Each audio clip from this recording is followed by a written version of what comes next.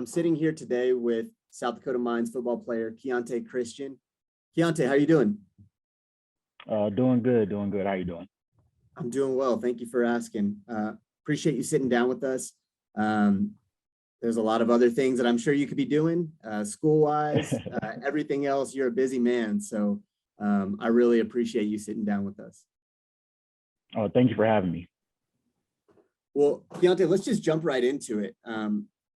The purpose of these interviews that I'm trying to put together, or that I am putting together, are to kind of better educate myself and just people around the RMAC on Black History Month and the Black community in general. So again, I appreciate you sitting here with me, but we'll just get started. And my first question to you is, I'd like to know, it's not really a question, but I'd like to know how Black History Month was celebrated and recognized where you grew up, and then what did it mean to you? So I'm from Aurora, Colorado, and in that area, it's a little more diverse than a lot of the places that you would kind of see in the RMAC, just because like a lot of the schools are placed in a lot of like small towns or smaller areas. So where I grew up, Black History Month was a pretty big thing that we would do. There was always something going on in school. There was always some sort of event or some sort of speaker coming to talk and kind of just enlighten people on the things that they felt was important to acknowledge and things like that. So it was highlighted pretty heavily, throughout high school, middle school, things like that. And then just from family wise, my dad is a big history buff. He's always reading some sort of books, or he's always researching something. So with him, it's always just a learning moment during Black History Month to try to learn something new about just culture, like where we come from, and enlightening ourselves, and just kind of like you say, learning something new, not just always having your head buried into a phone or some sort of social media app, but actually going out and learning something about yourself or learning where you come from. So that's kind of how, Black History Month is celebrated for, for me, for my family, just, the area that I grew up in. Sure. And kind of going off of that, you said your dad was always, educating on the subject. Was there any one moment, one person, just one figure that really stood out to you and really gripped you as you were growing up? So probably the one I would say, probably not growing up, but very recent, that me and my dad have kind of, read books on and kind of have been able to talk a little bit more about, is James Baldwin, and just kind of the things that he's been doing. I actually have a book that I've been reading that I got for Christmas. Just give me a second, yeah. So like, I'm glad I already had it on me. It's just a book that he wrote right here. It's called The Fire Next Time. So this is something that me and my dad and even my brother, we decided to read together and kind of just, share what we thought about it and take notes on it and see if we can learn anything new. And it's an older book, but, just a lot of the things that James Baldwin says and a lot of things that, he brings up are things that still retain to today. A lot of the struggles that, the Black or African-American community goes through and has to endure, and just things like that. So it's a great read for me. I would say, like, if you can, pick up the book yourself, or, do a little more research on them. It's good to see things or learn things through reading it rather than just, watching videos and things like that. Cause I feel like he's a name that's kind of lost when it comes to, history or Black history. Absolutely. So is there any one thing from the book that you've read so far that jumps out to you that's a very important point for you, or something that maybe you've never thought about, or just anything in general within the book? Yeah. So this is actually a part that I had highlighted that I thought was pretty significant to me. He says, to defend oneself against a fear is simply to ensure that one will one day be conquered by it. Fears must be faced. And that kind of just, how that fits for me is when it comes to bringing things up in the community that you might not feel is, highlighted enough, or things that need to have some light shed on it. It's very scary. It's hard to do so. It's hard to kind of bring those real sensitive topics to light. So kind of just like facing that fear of, being scared to step outside of your comfort zone, being afraid to try to bring light to a situation that others may not agree upon, or they might not think that it's a issue that needs to be touched on. So, kind of just really stepping outside that comfort zone and being willing to advocate for a community or advocate for yourself, advocate for those who can't do it themselves. That was just something that, kind of hit home for me and something that I feel like I really connect to. Cool. Yeah. I'm interested to know, is that something that you've been able to do where you grew up in Aurora and then also in Rapid City? I think to say that the past few years have been tumultuous wouldn't even do it justice, but I mean, there's a lot going on. So how have you been able to kind of become a leader in that aspect and kind of help educate while also learn yourself, while also be a student athlete? It seems like that's a lot of different ways to be pulled, and it's impressive that you're able to do that. So I'd like to know more on how you're doing that. So I really haven't done anything like back home in Aurora or anything like that, but something that it was myself and another football player, his name is Mike Redlin.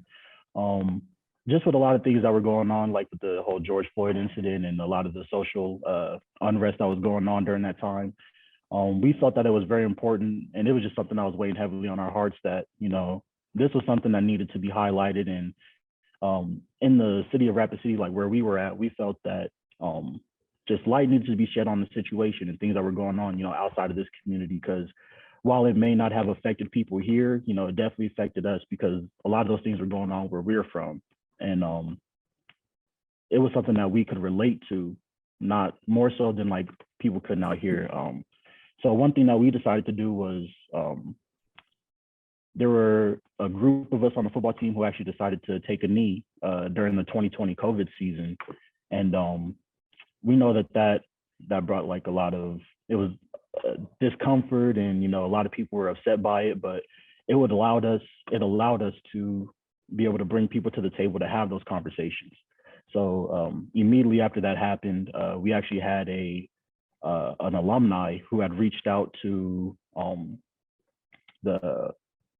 they had reached out to the school, and the school had gotten back to us, and they were like, hey, this lady wants to come talk to you about like why you guys chose to do that, and kind of just sit down and talk. And it was a very enlightening conversation because it was a way for us to share like why we chose to do it and share like where we were coming from and the things that were going on and how it was affecting us. And that because we thought it was an issue in our communities, we felt that people should know about that so that we can bring in help. We can bring in people who can, try to enact change themselves. So one thing that we decided to do, we started having a lot of conversations just on campus with different people. And from that, it kind of turned into its own thing where now we have an organization on campus called the Hard Rocker Ally Association. And it's the only group on campus that focuses on diversity and inclusion itself. So from that, we've had things, open forums. So like the Black Experience at Mines, we had that. We had the Women's Experience at Mines. And these are just things for, minority groups on campus to come and talk about their experiences here at South Dakota School of Mines, and the things that they go through, positive or negative, and things that they want to see change or things that they feel can be improved on.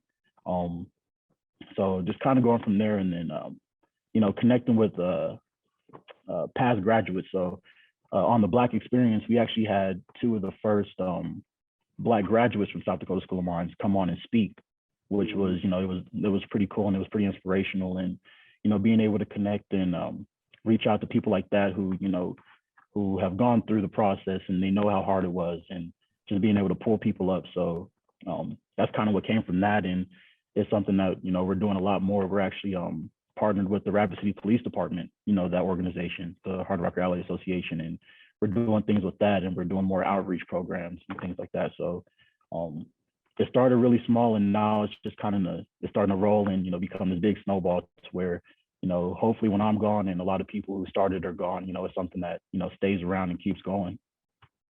Yeah, absolutely. I think that's probably the biggest goal or maybe takeaway from these conversations. And again, I'm hoping that's what we can do here, is to create a lasting effect and a ripple effect where not every conversation is going to be comfortable, and that's just the bottom line. But if you're having the conversations and you're taking the steps to maybe understand where somebody else is coming from that has experienced things that maybe you haven't experienced, to no fault of your own, but that you just haven't experienced, that's going to create a change, even if it's the slightest change. I mean, we hope for these big grandiose shifts in a positive direction, but even the slightest change is a good step. So you mentioned the outreach program. Was that something that, well, hang on, let's back up. With the graduates that you had mentioned that you had spoken with, do you feel like you would have been able to get in contact with them had you not been able to put this group together? So we were actually able to reach out and speak with them prior to us creating the group here on campus, actually. And what they had actually, they were like, we just wanted to get to know one another, and things like that. So we got to know them, and they, shared their experience and things like that. And, we built like a nice little relationship.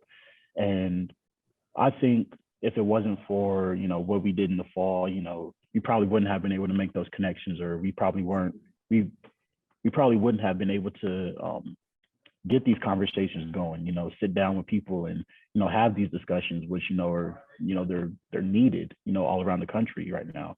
And I feel like at a point we probably would have been able to get like connect with them and do things like that, but it would have been a lot slower process if we hadn't had made if we haven't had done the thing that we had done. So Sure. I think that it was one of those things where, it was just the perfect timing, being able to get in contact with them and things like that. And so on a team the size of a football team, I don't think it would be too crazy to say that there are a ton of backgrounds, maybe a ton of opinions on certain things, and whether you feel one way or the other about taking a knee is not as relevant to me as the conversations that maybe you can have in a team environment. So I'm interested to know when the George Floyd incident or other incidents that have happened in the previous years, were you able to lean on your team and kind of create a dialogue within there? Because in one of my previous interviews, we spoke on creating conversation and dialogue on a grand scale, but it's tough to do that if you don't even feel comfortable doing it within your immediate circle of friends, family, teammates, coaches. So I'm interested to know, is that something that you were able to kind of lean on? So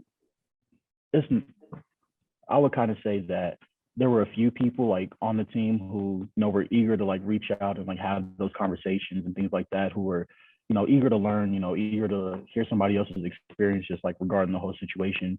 It wasn't the same for everybody, it's not like 100% of the team was like, oh yeah, like we need to have this conversation, things like that, which is totally okay, and everybody's ready at their own time to have those conversations. It's not, everybody's not on the same time.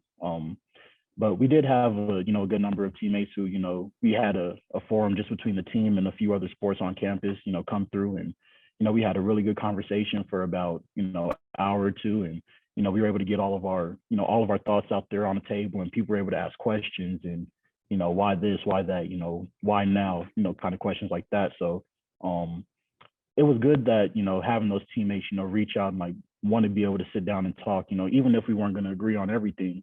It was reassuring to know that there were teammates who were, willing to, step outside of their own comfort zone to listen and to share their experiences and to just try to find some sort of middle ground. So with that, it was really reassuring, because it was like, there's teammates out there who care, or even those who didn't want to speak, them showing up, or those are saying like, hey, we got your back, no matter like how people like view this or think of that. So, having those teammates be there and like, be willing to, say like, hey, I'm here for you whenever you need something. I can't offer you all the comfort, but, I'm here when you need me. So that was definitely something that helped out, and, building those relationships with guys, furthering relationships. That's something that definitely happened, and, bringing people a lot closer. Sure. And yeah, it's oftentimes, especially during the George Floyd incident, within my friend circle, I was like, I want to help, but, I don't know how to be helpful, and I think that I would imagine that that's a common thought or sentiment And so, again, I wanted to be as helpful as possible, but maybe asking, what do you need? What do you need? What do you need? Isn't necessarily the right way to go about it. So what would you say for anybody that's in that situation where they want to be helpful, they want to be supportive, but they don't necessarily know how? I would really say like the first thing that someone should do, like if they don't know like, how to help or the best way of going about it is just like, if, you have a friend like doing something, holding some sort of event or, they want to lead some sort of discussion, being the first one there saying like, hey, who do I need to go grab? Like, who can I go talk to help you out? Like, what can I do to help plan this? They don't have to be like the one that's, talking the whole time, or they don't have to have all the answers for everything, but showing that you're interested in trying to help or trying to further some sort of conversation or trying to, establish something for them, I think that's the easiest way for someone to go out and help, just being eager to help in some way as, who do I need to go grab? Who can I go talk to? What can I say to somebody else? Just one of those. That's probably the easiest way. And like from there, that person will begin to learn like different things that they can share on and that they can pass to another person that may need that information. So really just, for them, them learning and them being eager to learn and them being eager to share what they learned is probably the easiest and the best thing that they can do to start out. Absolutely. So you spoke on your team's partnership with the Rapid City Police Department. How did that come about? So at one of our forums that we were having it was really just athletics. So it was some football, some basketball, some volleyball, things like that. It had started kind of with it was a thing on Facebook that, it didn't really mean anything, but one of our teammates had responded and one of the officers for the Rapid City Police Department had reached out to him and he was like, hey, I kind of like, what's going on here. Is there something I can sit in on and just come talk, or could we meet and like have a conversation? So that officer actually showed up to one of the forums that we had hosted, and he just sat in the back, quiet, just listened. And from there, he came down and talked to us when it was all over, and he was like, hey, like something that I want to do is, like let's have a conversation between, the community and the Rapid City Police Department, just to kind of share the like experiences that you've had with law enforcement, that law enforcement has with, civilians on an everyday basis.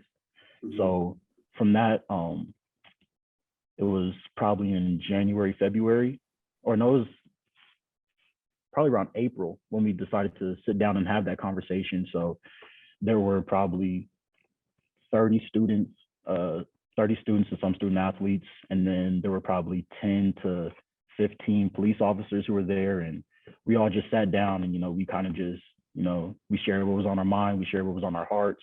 We shared our experiences, good, bad, or indifferent.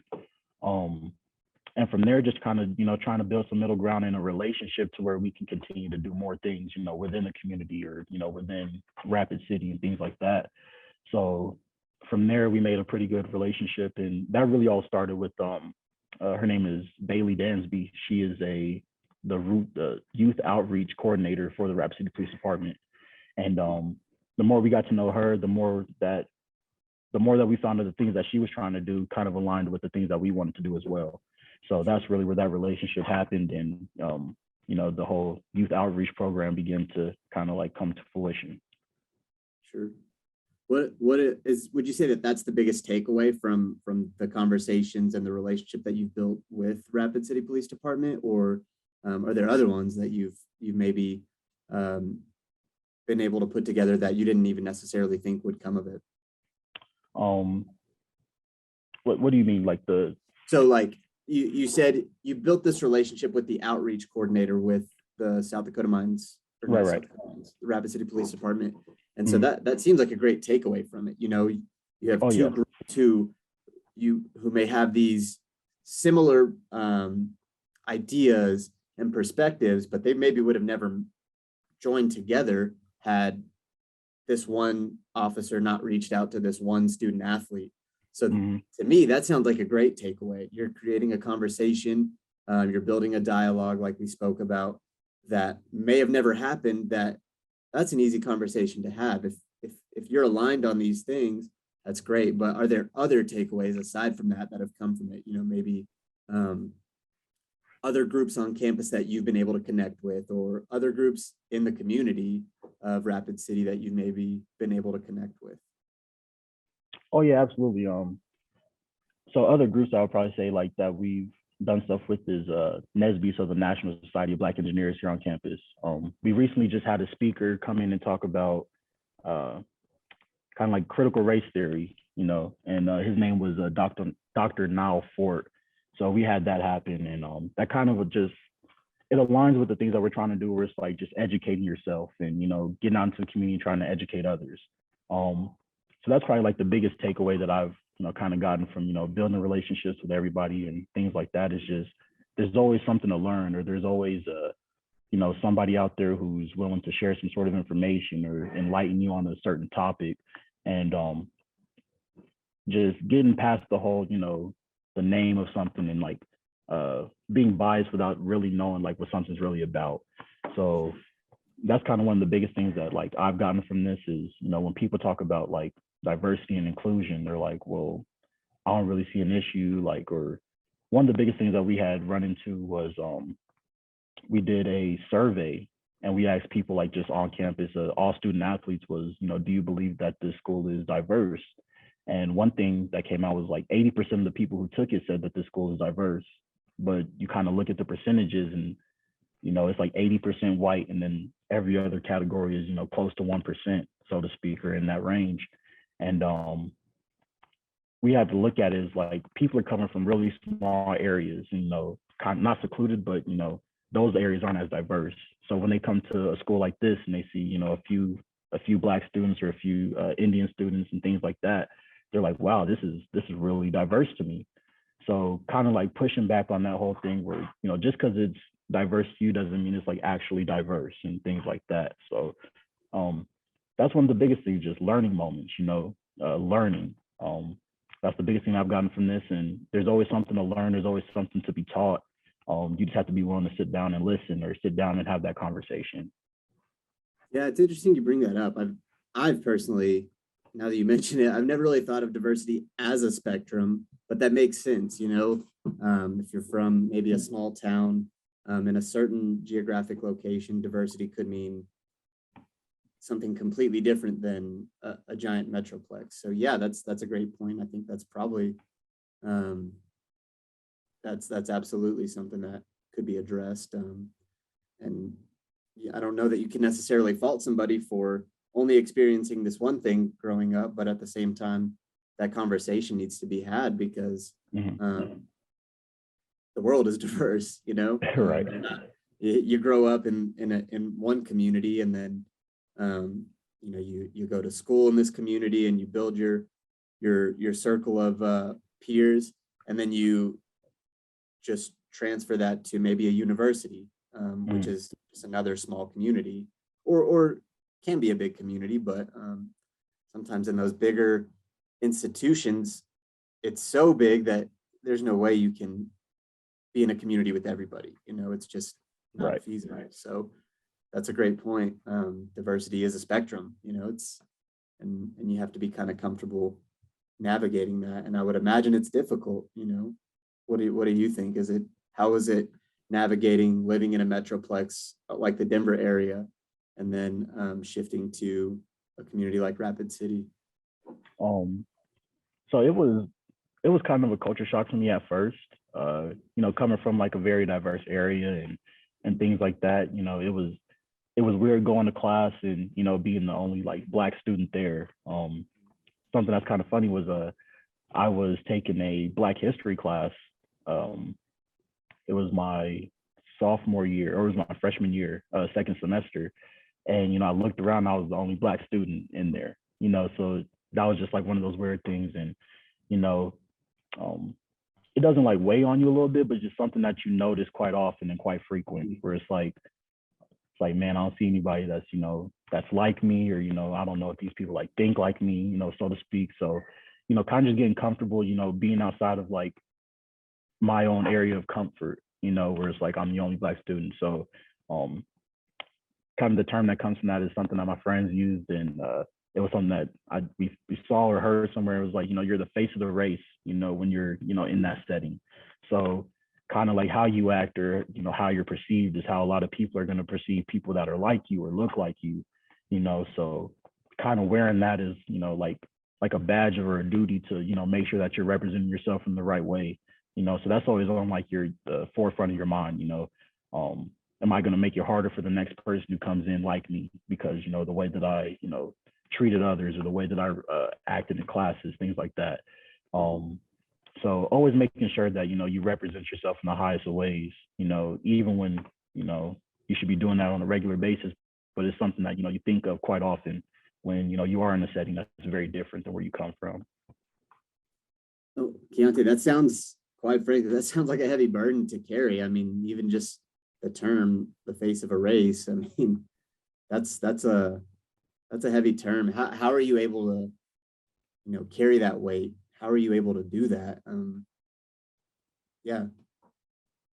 For me, it's really just,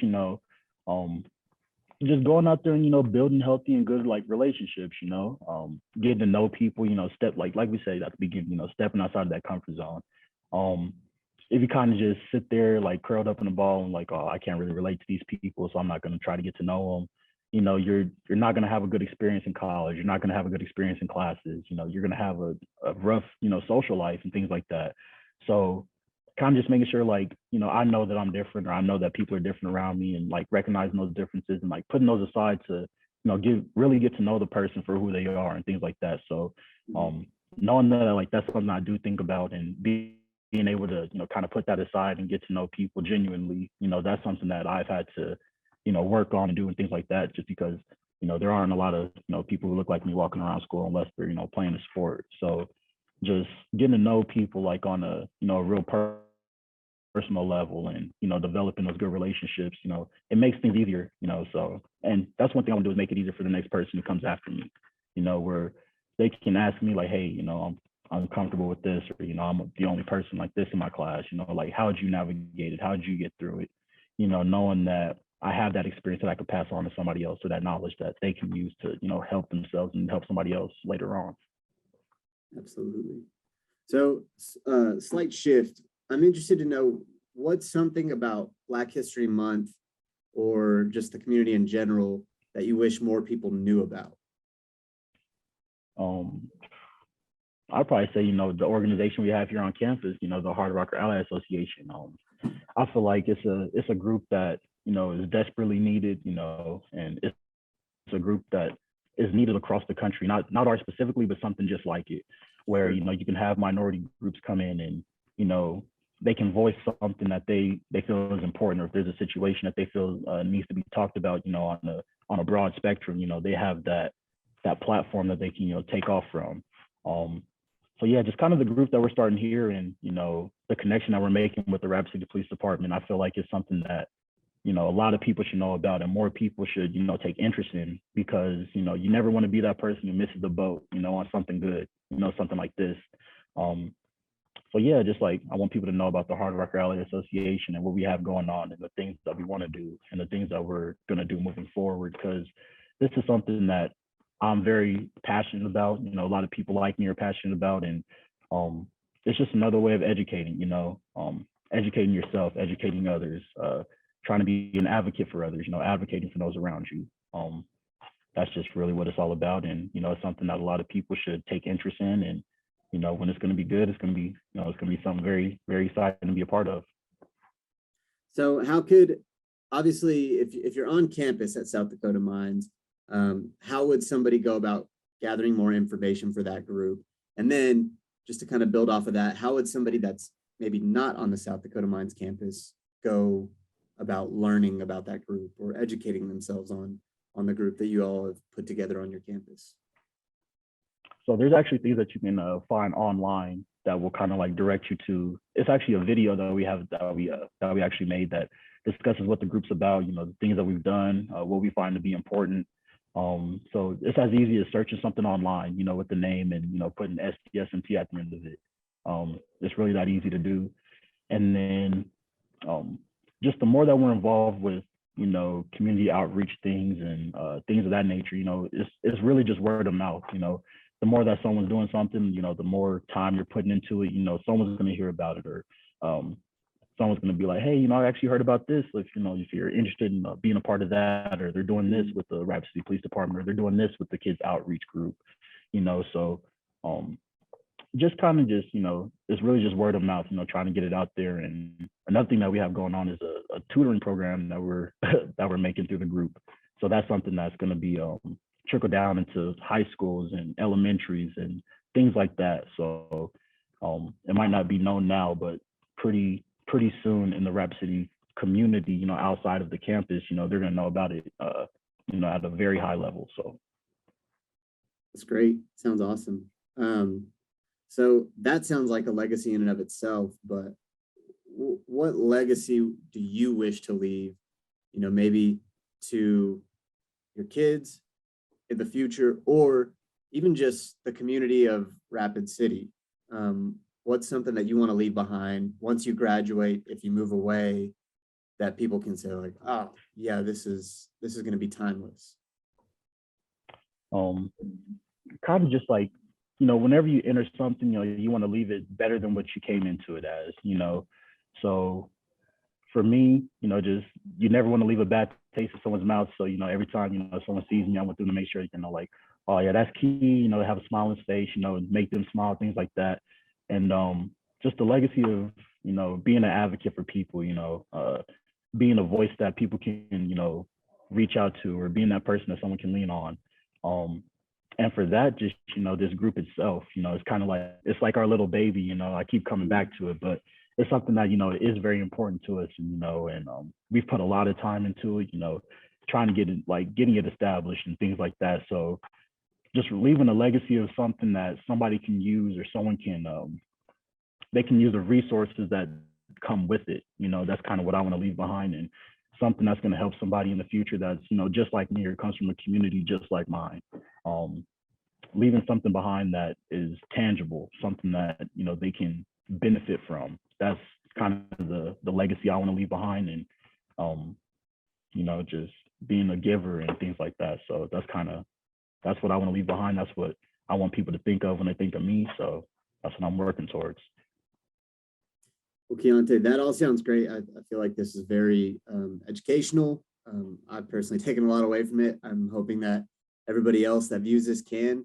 It sounds like you've got some great things going on within the South Dakota Mines Athletic Department, and just on the campus and in the community in general. So I just want to say from the RMAC, I'm super proud of you for that, and keep it up. Thank you. We got your back, man.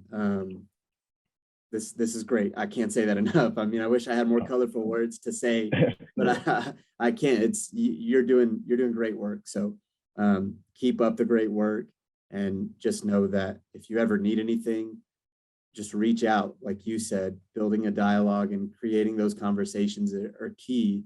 And I personally want you to feel like, you know, what can we do to help? As I mentioned earlier, you know, there are always times where I'm like, I want to help, I want to be supportive, but what can I do? So again, I don't think we can reiterate this enough as a conference, as a league, and just as a group of schools that benefit each other. We want to be as helpful as possible, because while you guys may be opponents on the football field, or, you know, on the basketball court, we're one big community at the RMAC, and that's what I hope to extend with these talks, and just in general. So again, congratulations, keep up the great work. Thank you so much. We're proud of you, we're behind you. Other than that, thank you again for joining us. I know you're a busy man.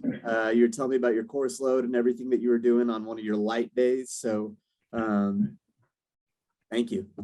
Oh, thank you for having me. I do appreciate it very much. Thank you.